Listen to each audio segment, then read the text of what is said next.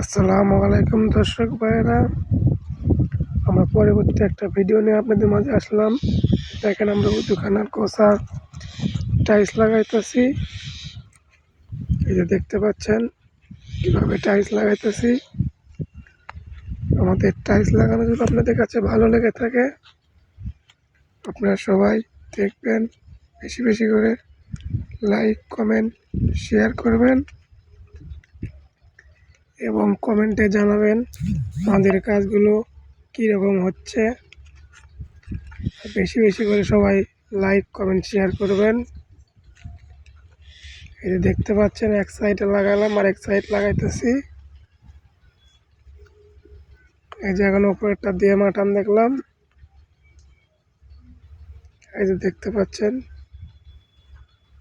এটা অলরেডি দুই সাইড লাগানো হয়ে গেছে, আর একটা ধরলাম। এই যে দেখতে পাচ্ছেন